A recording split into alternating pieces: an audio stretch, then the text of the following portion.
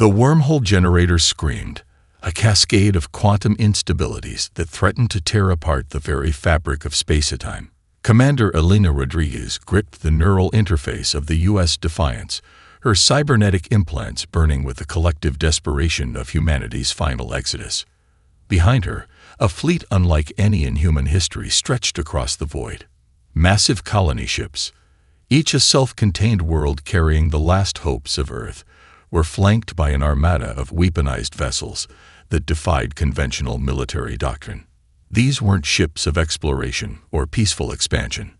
These were instruments of survival, forged in the crucible of humanity's most brutal century. The past haunted every circuit and neural connection. Elena remembered the stories passed down from her grandparents, tales of a world consumed by climate catastrophe, resource wars, and a global pandemic that had nearly extinguished human civilization. Billions had died. Entire ecosystems had collapsed, but humanity had done what it always did: adapt, survive, and strike back. The wormhole stabilized with a thunderous pulse of energy that rippled across nearby star systems. Sensors that had been developed through decades of desperate research began scanning the surrounding space. This wasn't a conventional military deployment. This was humanity's ultimate insurance policy, a simultaneous escape and invasion. Quantum stabilization at 92.7%, announced Dr. Maya Chen, the ship's lead communication warfare specialist. Her voice was calm, almost clinical, despite the magnitude of what they were attempting. Years of preparation had stripped away unnecessary emotion. Every crew member was a precision instrument, their bodies and minds augmented to survive what was coming. The first alien detection systems began to ping. The Galactic Consensus Observation Fleet was taking notice. Admiral Zixtal of the Kraxan Imperium studied the incoming sensor data with a mixture of curiosity and mild amusement. Humanity was known, if they were known at all, as a primitive species confined to a single dying planet. Their technology was considered laughably inferior, their biological vulnerabilities well documented in galactic archives. What the Kraxan didn't understand was the nature of human desperation. Each ship in the human fleet told a story of survival. The U.S. Defiance, Elena's command vessel, was constructed from materials scavenged from dying cities and advanced research facilities. Its hull was a patchwork of experimental metamaterials, adaptive armor that could reconfigure itself, quantum-locked composites that could absorb and redirect energy. The colony ships were even more remarkable. Not mere transportation, they were mobile ecosystems. Entire agricultural systems, closed-loop environmental controls, and genetic preservation vaults that carried the biological diversity of Earth. Each ship was a potential seed of human civilization, designed to survive in the most hostile environments imaginable. First alien communication intercept incoming, Chen reported. Her fingers danced across holographic interfaces, quantum-encrypted algorithms spinning complex defensive and offensive protocols. Elena's neural interface provided her with a comprehensive overlay of the developing situation. Years of preparation, of studying alien communication patterns, of developing technologies that could manipulate and decode complex interstellar communication networks. All of it was about to be tested. The Kraxan observation fleet began to move, their massive crystalline vessels reflecting starlight like predatory insects. They had exterminated dozens of emerging space-faring races. Humanity would be just another footnote in their galactic conquest. They had no idea what was coming. Initiate first contact protocol, Elena commanded. Her voice was steady, carrying the weight of humanity's final gambit. The wormhole behind them began to collapse, sealing their path of retreat. There would be no turning back, no rescue, no hope of return to the dying planet they once called home. This was humanity's moment, a species pushed to the absolute brink of extinction, now reaching out to claim its place among the stars. The first shots had not yet been fired, But the war had already begun. Dr. Maya Chen's fingers became a blur across quantum-encrypted interfaces, her neural implants burning with computational intensity that would have killed an unaugmented human within seconds. The alien communication networks were sophisticated, or so the Galactic consensus believed. But sophistication was nothing compared to human desperation and innovation. Humanity's communication warfare strategy wasn't just about intercepting signals. It was about total information domination. Each quantum burst was a precisely crafted weapon. Mathematical algorithms developed through decades of cryptographic research, linguistic analysis, and psychological warfare studies transformed simple communication signals into complex, adaptive intrusion mechanisms. The alien communication grid began to fragment, its supposedly impenetrable systems turning into digital Swiss cheese. The Kraxan communication officers first noticed something was wrong when their most secure channels began to destabilize. Encrypted messages twisted, redirected, and then completely rewritten. It wasn't just hacking. This was digital colonization happening at the speed of light. Admiral Zixtel's flagship, the Crystalline Dominance, erupted in chaos. Holographic displays flickered between alien glyphs and human data streams. Communication officers screamed in their native tongue, their perfectly structured hierarchical communication network dissolving into absolute pandemonium. What the aliens didn't understand was that humanity had been preparing for this moment for generations. The seeds of this digital assault had been planted decades earlier. In the aftermath of global conflicts and environmental collapse, humanity had transformed warfare. Traditional military might gave way to information supremacy. Every global conflict, every cyber attack, every attempt to maintain communication in increasingly hostile environments had been a training ground. Dr. Chen's personal history embodied this evolution. Her grandparents had survived the Great Pacific Collapse, where rising sea levels and technological breakdown had forced humanity to develop communication technologies that could function in the most extreme conditions. Her parents had been part of the global reconstruction efforts, building communication networks that could survive in environments ranging from Arctic wastelands to radioactive urban ruins. She had been born into a world where information was survival. The quantum-encrypted signals weren't just breaking alien communication networks, they were learning from them. Each intercepted transmission became a new data point, a new opportunity to understand alien psychology, communication structures, and potential vulnerabilities. Linguistic pattern recognition at 97.3%. Chen murmured, her augmented brain processing information thousands of times faster than any biological system.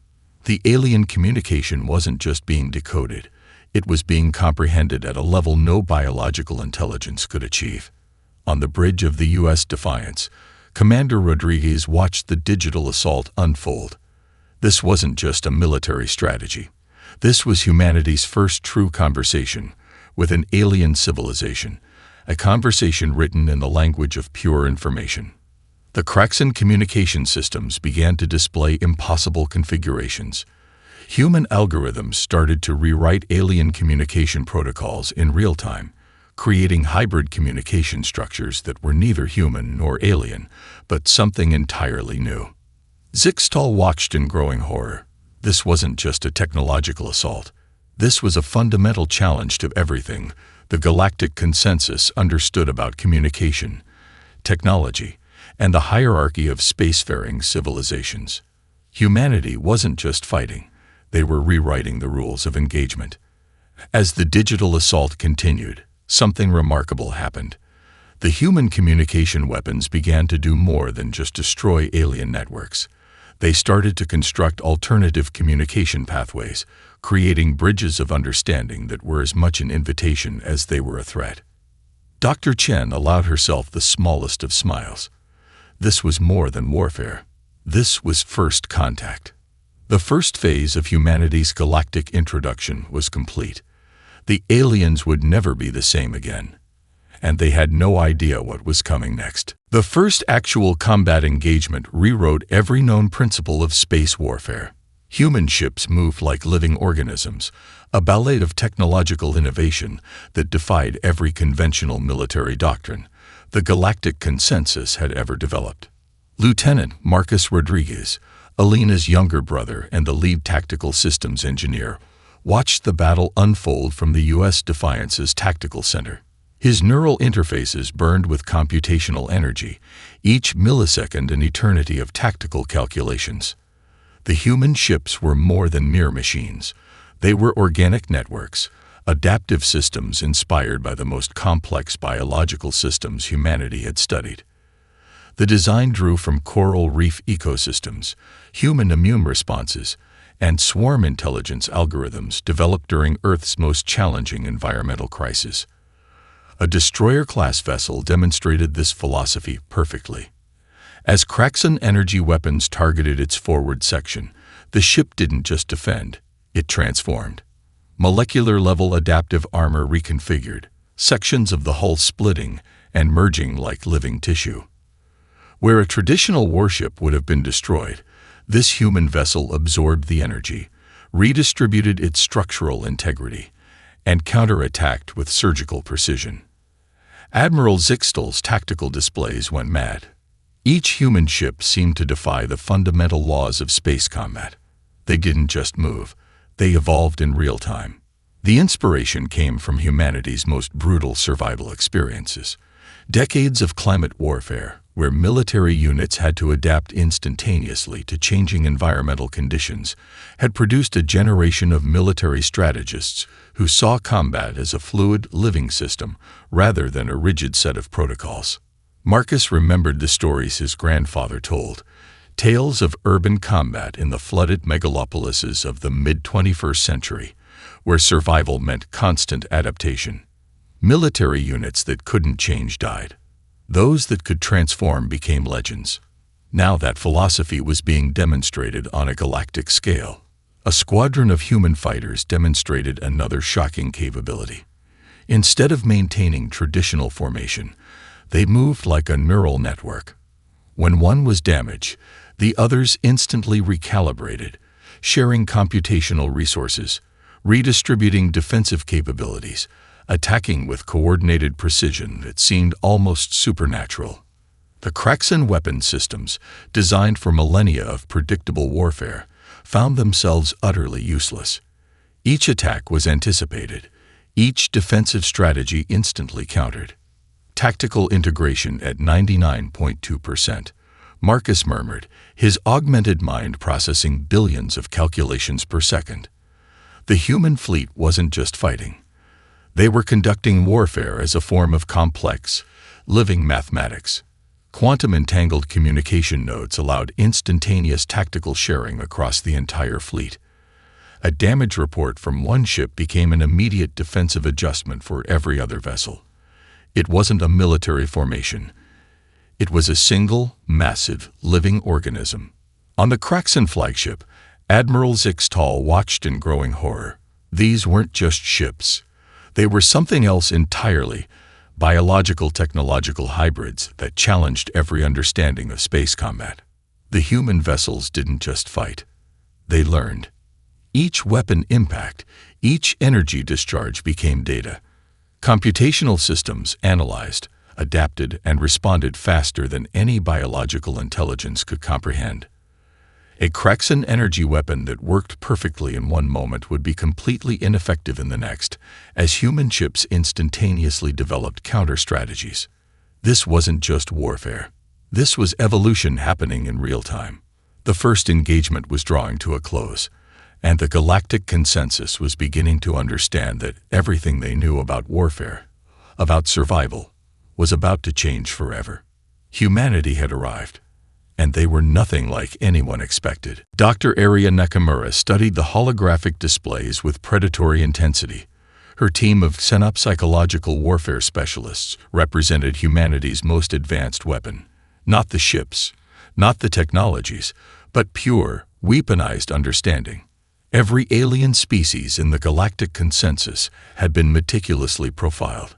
Years of covert observation, intercepted communications, and advanced psychological analysis had created comprehensive psychological blueprints that went far beyond traditional intelligence gathering.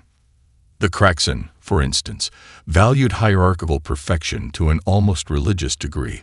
Their entire civilization was built on a complex case system that prioritized absolute order and predictable social structures. Chaos was their greatest fear, so humanity would give them chaos. Human ships began to appear in locations that defied spatial logic. They would launch attacks that seemed to violate the fundamental laws of physics, then vanish before a response could be mounted. Each tactical manifestation was a carefully constructed psychological weapon designed to systematically dismantle the Kraxan's mental resilience. Holographic projections created impossible visual scenarios. Communication bursts carried encoded psychological triggers developed through decades of research into human trauma responses, linguistic manipulation, and cognitive disruption techniques. Psychological destabilization protocols at 86.4%. Nakamura reported, her neural interfaces pulsing with computational energy. Each communication burst was more than a message. It was a precision-guided psychological missile. The Kraxan communication networks began to fragment. Their rigid hierarchical structures, which had been their greatest strength for millennia, became their most critical vulnerability. Human tactics exploited every potential psychological weakness with surgical precision. Tactical displays on Kraxan ships began to show impossible scenarios. Ships that should have been in one location would simultaneously appear in multiple positions. Communication channels would suddenly burst with complex mathematical patterns that seemed to challenge the very nature of spatial reasoning. Admiral Zixtal watched in growing terror. This wasn't just warfare. This was a fundamental assault on the Kraxan understanding of reality itself. The human approach grew from humanity's most challenging survival experiences. Global conflicts, environmental catastrophes, and decades of technological adaptation had produced a species that understood chaos not as a weakness, but as the ultimate survival mechanism. Each tactical manifestation was a carefully constructed narrative. The humans weren't just fighting. They were communicating. Every impossible maneuver, every quantum-entangled communication burst carried layers of meaning that went beyond traditional military engagement. Kraxan tactical officers found themselves experiencing something unprecedented, complete psychological paralysis. Their training, their entire cultural understanding of conflict, was being systematically dismantled. Dr. Nakamura allowed herself the smallest smile. This was more than warfare. This was a species-level communication that would fundamentally reshape galactic understanding. The quantum-encrypted communication bursts began to carry something unexpected. Amid the tactical disruptions, there were fragments of understanding, invitations, challenges. The psychological warfare was simultaneously a threat and a first contact scenario. Humanity was rewriting the rules of engagement, one neural pathway at a time. The Kraxan would never be the same again, and they had no idea what was coming next. The Sigma Draconis system became humanity's ultimate proving ground, a celestial canvas where the true depth of human military innovation would be painted in starfire and quantum disruption. Commander Elena Rodriguez watched the battle unfold with a surgical precision that betrayed no emotion. The human fleet wasn't just fighting. They were conducting a symphony of destruction that redefined the very concept of space warfare. Swarm drones, each powered by an AI that could make tactical decisions faster than any biological brain, transformed the battlefield into a living, breathing organism of conflict. These weren't simple autonomous weapons. They were computational ecosystems, each drone a potential seed of tactical adaptation. The first waves seemed like a traditional assault. Kraxan defense platforms tracked the incoming human vessels, their advanced targeting systems locking onto what appeared to be standard attack vectors. Their weapon systems had been perfected over millennia of galactic conquest. They had no idea what was coming. The human drones began to demonstrate something unprecedented. When one was destroyed, it didn't just die. It became a tactical opportunity. Quantum encrypted data burst from its fragmented systems, instantaneously redistributing tactical information across the entire human fleet. A destroyer might intentionally be sacrificed, its explosive destruction creating a complex gravitational disturbance that would trap and crush multiple alien vessels. What looked like a catastrophic loss was actually a meticulously planned tactical maneuver. Lieutenant Marcus Rodriguez controlled the drone swarms from the U.S. Defiance's tactical center, his neural interfaces burning with computational intensity. Each drone was more than a weapon. It was a living mathematical equation, constantly solving and reshaping the battlefield in real time. The Kraxan defense platforms found themselves facing an impossible scenario. Their predictive algorithms, developed over thousands of years of space warfare, became useless. The human attack pattern was simultaneously everywhere and nowhere, a quantum uncertainty made manifest. Admiral Zixtal watched in growing horror from the crystalline dominance. The human fleet moved like a living organism, each vessel and drone part of a massive interconnected neural network. Tactical decisions happened faster than biological thought could process.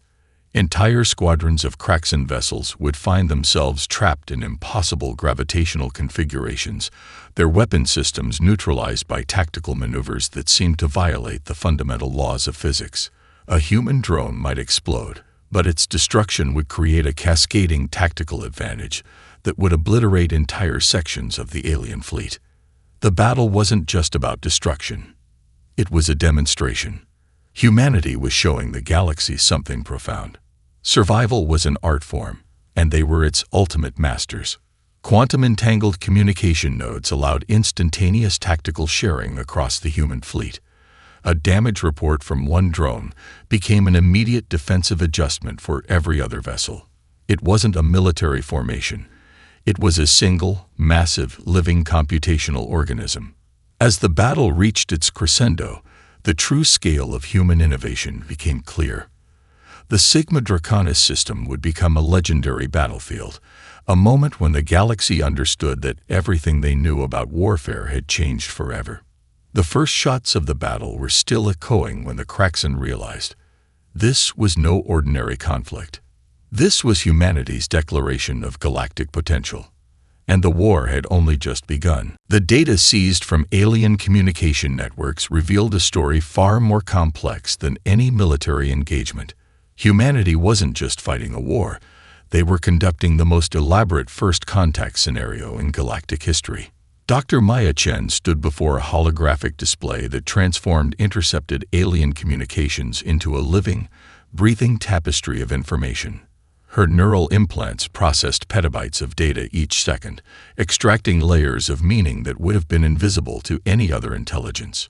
What the galactic consensus failed to understand was the crucible that had forged humanity. Climate catastrophes that had wiped out entire ecosystems. Global conflicts that had reduced megacities to radioactive wastelands. Pandemics that had pushed human civilization to the absolute brink of extinction. These weren't weaknesses, they were the ultimate training ground. Every intercepted communication told a story of a species that had learned to survive by becoming something entirely new. The human colony ships carried more than just survivors. They were mobile repositories of human potential, genetic archives, technological blueprints, and cultural memories that represented the absolute distillation of human survival knowledge. Each vessel was a potential seed of civilization, designed to thrive in environments that would kill any other species. Genetic modifications developed to survive toxic environments. Technological innovations born from decades of desperate adaptation. Psychological resilience forged in the most brutal conditions imaginable. Admiral Zixtal's communication archives revealed something even more shocking. Humanity had been studying the galactic consensus for generations. Every alien species had been meticulously profiled, their biological vulnerabilities, cultural weaknesses, communication patterns, all carefully documented and analyzed. This wasn't just a military invasion.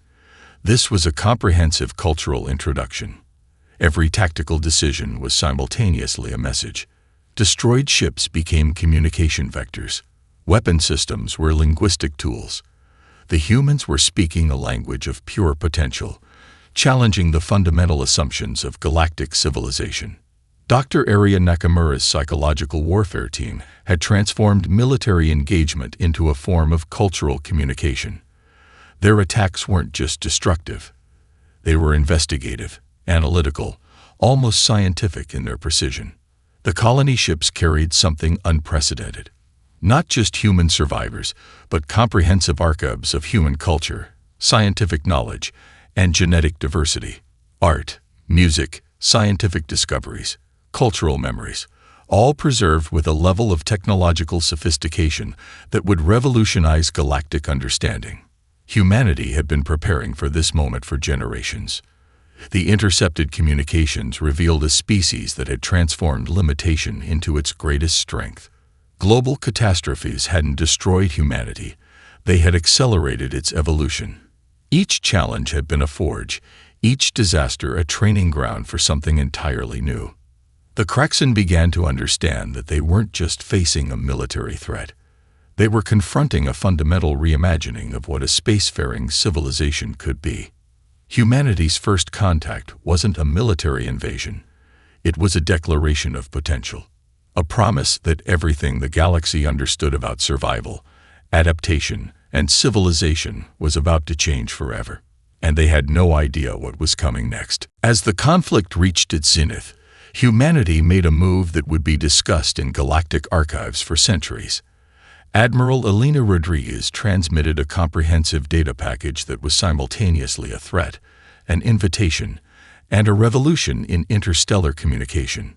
The transmission burst across quantum-encrypted channels, a digital manifesto that rewrote the rules of first contact. It wasn't just a message. It was a comprehensive declaration of humanity's potential, encoded in layers of mathematical complexity that would take generations to fully decode. The package contained humanity's complete first contact protocols, a full technological capabilities overview, and a warning delivered with cold, calculated precision that sent shockwaves through the galactic consensus. Dr. Maya Chen had spent years preparing this transmission.